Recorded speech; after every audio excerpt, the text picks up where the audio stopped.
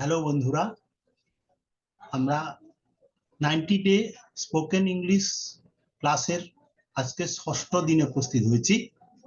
আমরা আজকে basic English grammar required for spoken English learners এই বিষয়ে আমরা চর্চা করব। ওকে, বোঝা গেল জিনিসটা? তো আজকে ষষ্ঠ দিনে আমরা ইংলিশে কথা বলতে গেলে যে বেসিক ইংলিশ গ্রামারটা জানার দরকার সেটা নিয়ে আমরা আলোচনা করব। সবাই প্রস্তুত? তাড়াতাড়ি খাতা নিয়ে রেডি হয়ে যাও। আজকে আমি খুব সুন্দর জিনিস শেয়ার করব, যেটা কিনা জানতে পারলে আমাদের শুধু স্পোকেন ইংলিশ নয়, রিটেন ইংলিশ এবং ইংলিশ আন্ডারস্ট্যান্ডিং, ইংলিশ রিডিং স্কিলও বেড়ে যাবে। ঠিক আছে, আসুন। আচ্ছা, প্রথমে একটু প্রাইমারি কথা তো বলতেই হবে, তারপরে আমরা স্ক্রিন শেয়ার করব। প্রথম কথা, ইংলিশ সেন্টেন্স যখন তৈরি হচ্ছে সেখানে বাংলা সেন্টেন্সের সঙ্গে একটু গঠনগত তফাৎ হয়ে যায়। কি সেই গঠনগত তফাৎটা? না, ইংলিশ সেন্টেন্সে সাবজেক্ট প্রথমেই থাকে, কিন্তু বাংলা সেন্টেন্সে সাবজেক্ট প্রথমে থাকবে তার কোনো মানে নেই। হ্যাঁ, অনেক সময় ভেতরেও থাকতে পারে। ঠিক আছে, এই ডিফারেন্সটা আমরা প্রথমত লক্ষ্য করব। আর একটা জিনিস আমরা সবাই জানি, ভাব বা ক্রিয়াপদ ছাড়া বাক্য হয় না। তো সেই হিসাবে বাক্যের ক্রিয়াপদ সম্পর্কে আমাদের কনসেন্ট্রেশন নিতে হয়।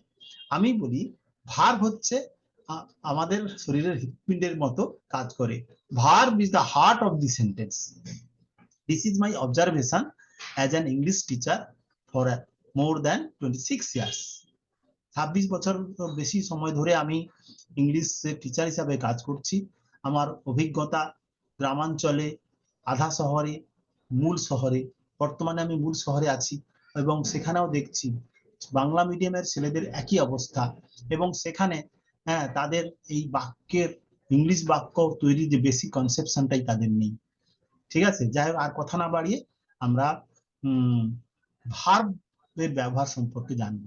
সবচেয়ে প্রথম যে ভার্বটা, সবচেয়ে বেশি পরিমাণে যে ভার্বটা আমাদের ইংলিশ বাক্যের মধ্যে ব্যবহার হয়, বলতে পারো সেই বাক্যটা কি?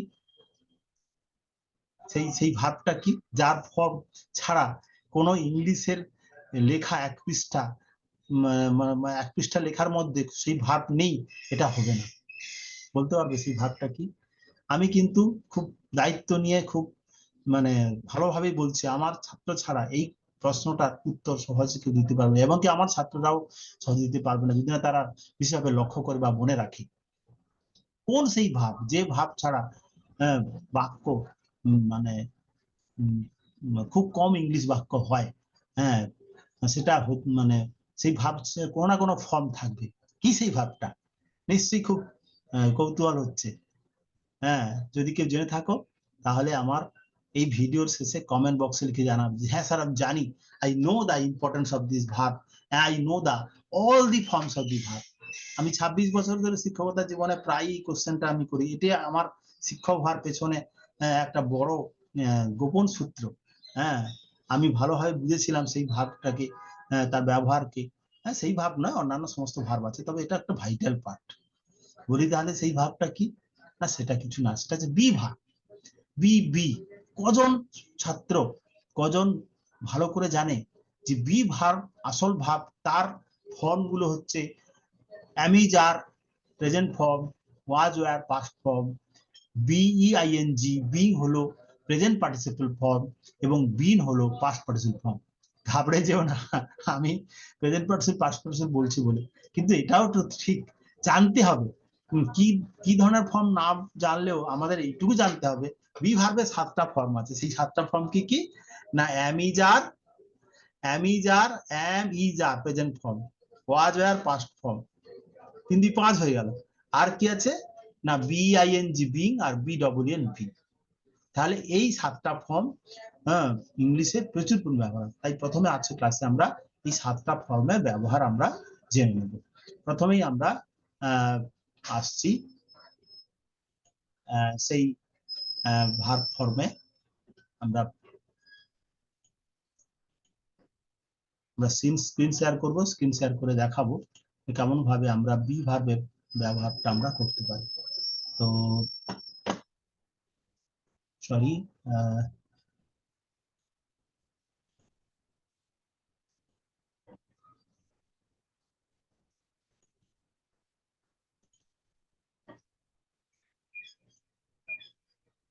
আচ্ছা বি ভার্ব আমরা শেয়ার করব।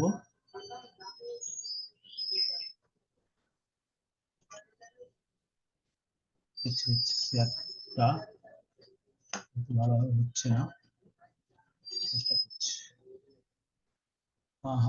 বি ভার্বের এই আশা করছি এবারে আসছে। হ্যাঁ, বি ভার্বের ব্যবহার।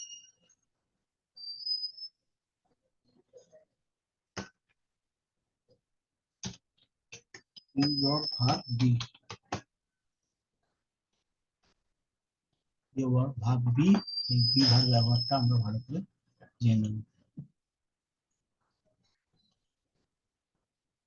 তার আগে আমরা বি ভার্বের ফর্ম গুলো একটু জেনে নিই। বি ভার্বের ফর্ম গুলো হচ্ছে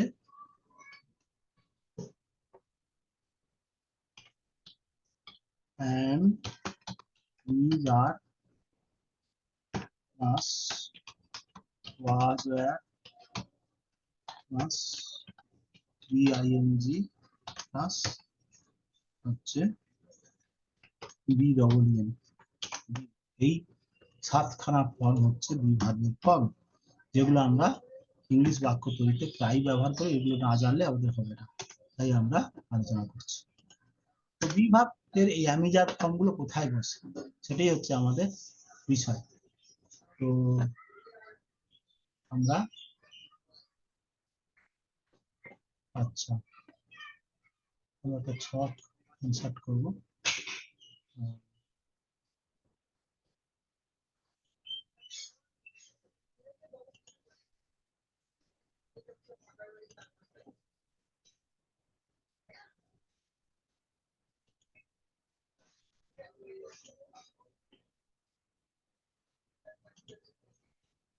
আশা করি এবারে সবাই দেখতে পাচ্ছেন।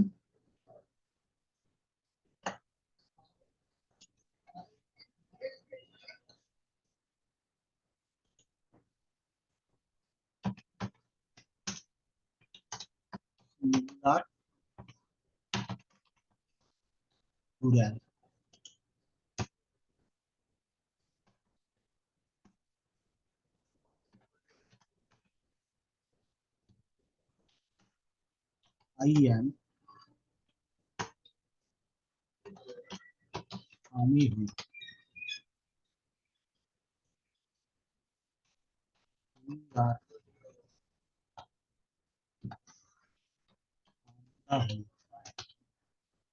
I am আমি হই, উই আর আমরা হই। এবারে কি না, ইউ আর মানে হলো তুমি হও, ইউ আর তুমি হও, আর ইউ আর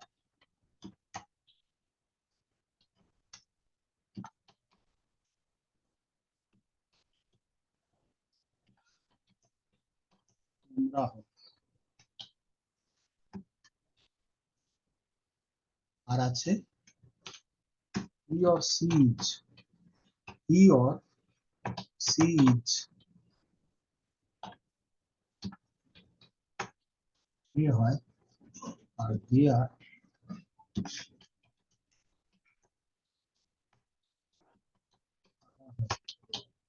এই তিন ছটা বি ভার্ব ব্যবহারের আসল জিনিস, আমরা এটা মনে রাখবো। এইটুকু যদি ভালোভাবে আমরা শিখে ফেলতে পারি তাহলে আমাদের একটা বড় জিনিস শেখা হয়ে যায়। এই জিনিসটাই দুর্বলতা ম্যাক্সিমাম ছাত্রদের সমস্যা তৈরি করে, সেই জন্য আমরা এটা প্রথমে জেনে নেব। এটা ছড়া, কেউ এটাকে আমি বলি বি ভার্বের ছড়া। আই অ্যাম আমি হই, উই আর আমরা হই, ইউ আর তুমি হও, ইউ আর তোমরা হও, হি অর সি সে হয়, দে আর তারা হয়। এই ছটা কথা ছড়ার মতো করে মনে রাখতে পারাটা কোনো ব্যাপারই না, অথচ আমাদের ছাত্রদেরকে যদি জিজ্ঞেস করা হয় তারা কিন্তু প্রায়ই বলতে পারে না। এটা একটা দুঃখের সরি, এটা একটা মানে আনএক্সপেক্টেড বিষয়। আই অ্যাম আমি হই, উই আর আমরা হই, ইউ আর তুমি হও, ইউ আর তোমরা হও, হি অর সি ইজ সে হয়, দে আর তারা হয়। কত সহজে ছড়ার মতো করে মনে রাখা যাবে। হ্যাঁ, তো যারা অভিভাবকরা বা মায়েরা দেখছেন, বাচ্চাদের এটা মুখস্থ করাবেন, খুব হেল্পফুল হবে। প্রথমে ইংলিশ থেকে বাংলা, তারপরে বাংলা থেকে ইংলিশ, এই অবস্থা, মানে বাংলা আগে ইংলিশ পরে, কিভাবে করাবেন। মানে আমি হই, আই অ্যাম, আমরা হই, you are, sorry we are, তুমি হও, ইউ আর, তোমরা হও, you are, he or she সে হয়, হি অর সি তারা হয়, দে আর। আর যেটা এইভাবে লেখা, যেটা করবেন কি, আই অ্যাম আমি হই, উই আর আমরা হই, ইউ আর তুমি হও, ইউ আর তোমরা হও, হি অর সি সে হয়, দে আর তারা হয়। এইভাবে এইটুকু পড়বে। এই আজকের ক্লাসে আমি এই বিষয়টুকু রেখে শেষ করছি, এই অংশটুকু। আবার দেখা হবে। তাহলে আজকে আমরা কি আলোচনা করলাম না, বাক্য তৈরিতে আমাদের যে একটা প্রধান ভাব, হ্যাঁ, অর্থাৎ সেটা হচ্ছে আমাদের বি ভাব, তার ব্যবহার করার জন্য আমরা এ করলাম, মানে বি ভার্ব ফর্মগুলো ব্যবহার জানলাম। এবার আমি একটু একটা বাক্য পড়ে দিই, তাহলে সুবিধা হবে। আমরা কিভাবে আমরা এটাকে করতে পারি, দেখো। হ্যাঁ, ধরুন কেউ বলতে চাইছে আমি একজন ছাত্র, তাহলে যদি বাংলায় বলতে, বাংলা ইংলিশ, আমি একজন ছাত্র। এখানে কিন্তু সাধারণভাবে কোনো দেখা যাচ্ছে না, ভাব দেখা যাচ্ছে। এটাকে আমরা ধরে নেবো কি, আমি হই একজন ছাত্র, আমি হই একজন ছাত্র। তাহলে আমি একজন ছাত্র যখন হবে, তখন তাহলে হই ইংলিশটা ক্রিয়াপদ পেয়ে গেলাম। তাহলে আমরা এটা কি করবো, আমি হই ইংলিশটা আগে থেকে আমি জানি, তাহলে আই অ্যাম আ স্টুডেন্ট, আমি হই একজন ছাত্র। এটাই হচ্ছে বাক্য তৈরির মূল কথা। আই অ্যামটা ছড়া থেকে আমার জানা আছে। তাহলে আমি, কেউ যদি বলতে চায় আমি হই একজন ডাক্তার, তাহলে সে কি বলবে, সে নিশ্চয়ই বলবে আই অ্যাম আ ডক্টর। এইখান থেকে বলা যায়, একটা সূত্র জানলে কত বাক্য তৈরি করা যায়। হ্যাঁ, কেউ যদি বলছে আমি একজন চিত্রকর, তাহলে কি হবে না, আই অ্যাম আ পেইন্টার। যদি বলতে চায় আমি একজন তীরন্দাজ, তাহলে আই অ্যাম অ্যান আর্চার। এই আমি একজন শিল্পী, তাহলে I am an artist, I am an artist. তাহলে এরকম ভাবে আই দিয়ে আমরা বাক্য করতে পারি। হ্যাঁ, এবার অনুরূপ ভাবে যদি আমরা বলতে চাই যে আমরা ওই ছাত্র, তাহলে কি হবে, উই আর স্টুডেন্টস। আমরা সৈনিক, উই আর সোলজার্স। হ্যাঁ, তাহলে এরকম ভাবে আমরা যে কোনো বাক্যকে খুব সহজেই তৈরি করতে পারি।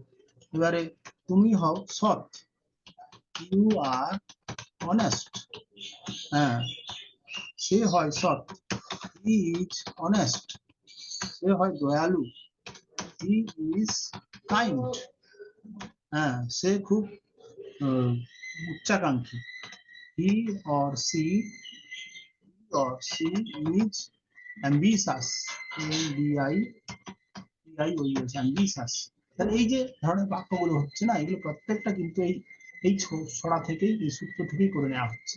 তাহলে আমরা দ্বিভার ব্যবহার জানলে এভাবে ছোট ছোট বাক্য করাটা কোনো ব্যাপারই না, আমরা এটা সবাই জেনে গেলাম। আজকে এই পর্যন্ত আমাদের ভিডিওটি থাকছে। পরের ক্লাসে, পরের দিনে, পরের ক্লাসে আমরা আবার মিলিত হব এরকম আরো সুন্দরভাবে ছোট ছোট ইংলিশ বাক্য করার জন্য। ঠিক আছে, আজকে এই পর্যন্ত থাকছে। Thank you for watching this video.